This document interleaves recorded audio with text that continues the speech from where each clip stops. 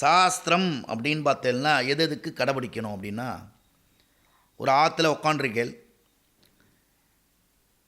நித்திய வழிபாடு என்னன்னு பார்த்தேன்னா நித்திய சாலிகிராம பூஜை பண்ணுறது சாஸ்திரம்.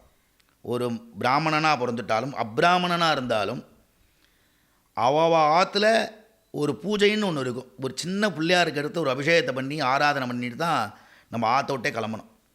அந்த காலத்தில் தீபம் அகண்டமாக எரிஞ்சுட்டு இருந்தது, அது ஒரு சாஸ்திரம்.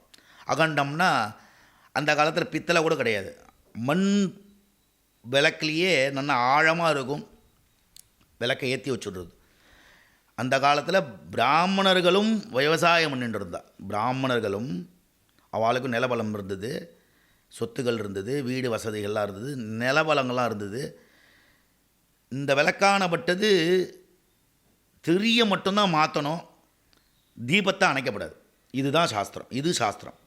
ஏன் அணைக்கப்படாதுன்னா, நம்ம என்ன பண்ணுறோன்னா காலம்பரை இங்கே இருக்கிற சென்னை வாசியில் என்ன பண்ணுறோன்னா காலம்பரை விளக்கை ஏற்றிடுறோம், அது அணைஞ்சு போடும், திருப்பி சாயங்காலம் வந்து ஏற்றுறோம். நல்லா மணியெலாம் போட்டு சௌக்கியமாக ஆனந்தமாக கதவெல்லாம் அடைச்சி வச்சுட்டு போகிற அளவுக்கு தான் போயிடுது இந்த காலத்தில். அந்த காலத்தில் அப்படிலாம் இல்லை. தாவாரம்னு ஒன்று இருக்கும், அங்கேயே சுவாமி படங்கள்லாம் இருக்கும், அதோடு சேர்ந்து முன்னோர்கள் படமும் சேர்ந்து இருக்கும்.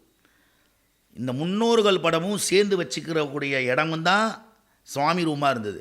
சுவாமி ரூமுன்னு தனியாலாம் இல்லை, அந்த சுவாமி ரூமில் என்னென்ன வச்சுக்கணுன்னு அந்த காலத்தில் கிடையாது. தாவாரத்திலேயே பிரம்மாண்டமாக ஒரு கட்டையை வச்சு அடிச்சுட்டு அது மேலேயே சுவாமி படங்கள்லாம் இருந்தது. விளக்கு மட்டும் கீழே இருந்தது, எரிஞ்சுட்டு இருந்தது. அந்த விளக்கை மட்டும் அணைக்காதிக்கு இருந்தால் அது சாஸ்திரம். நித்தியம் 9 கஜ கட்டிண்டு சாணி தெளித்து கோலம் போட்டு துளசி மாடத்துக்கு கோலத்தை கொல்லப்புறத்தில் துளசி மாடத்துக்கு கோலத்தை போட்டு வச்சா அது சாஸ்திரம்.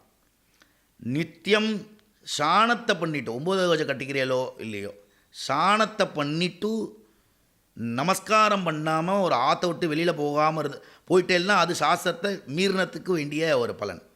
சாஸ்திரம்னா ஆற்றுக்குள்ளேயே இருக்கிற சாஸ்திரத்தை பார்க்கக்கூடிய விஷயங்கள் நிறைய இருக்குது.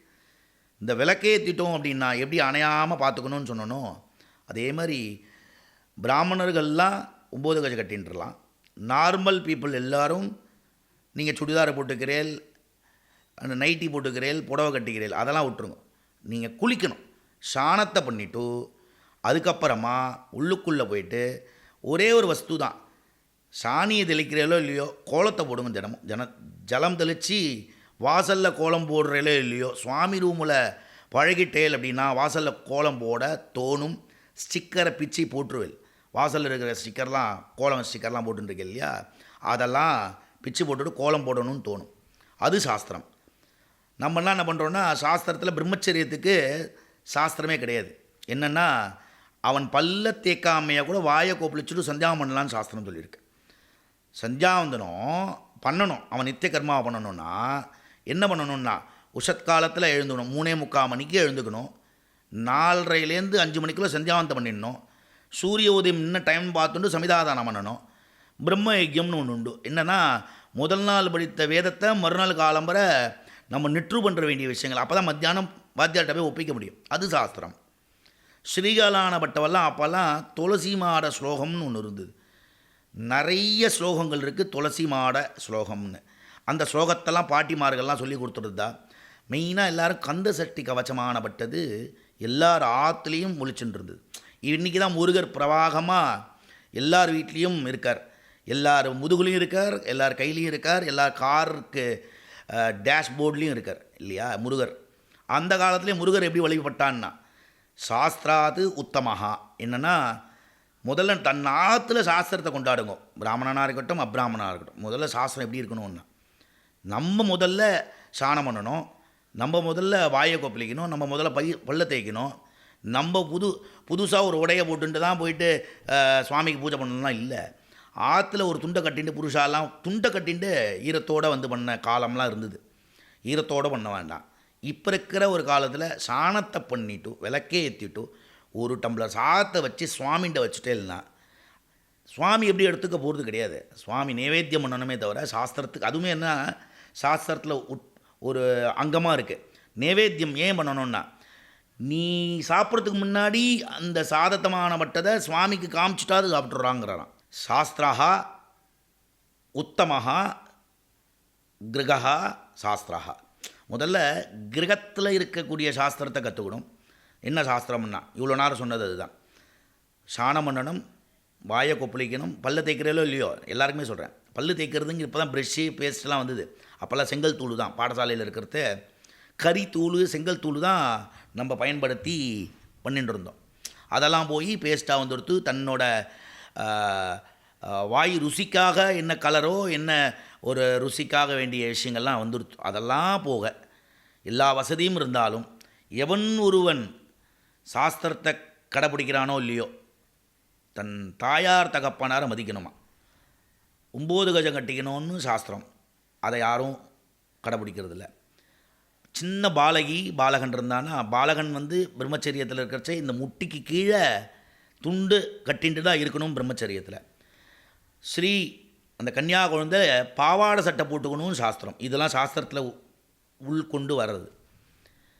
பூணலானப்பட்டது என்னை பார்த்தெல்லாம் தெரியும். நான் இவ்வளோ தான் போட்டிருப்பேன். எனக்கு இதுக்கு கீழே வரக்கூடாதுன்னு சாஸ்திரம். இது சாஸ்திரம். திருமங்கல்யமானப்பட்டது இந்த மார்புக்கு கீழே போகக்கூடாதுன்னு சாஸ்திரம். நிறைய பேர் என்ன பண்ணோம், தொங்க தாலி போட்டுக்கணும்னு நினச்சிட்டுருப்பான். அப்படி போட்டுட்டா பாவம்.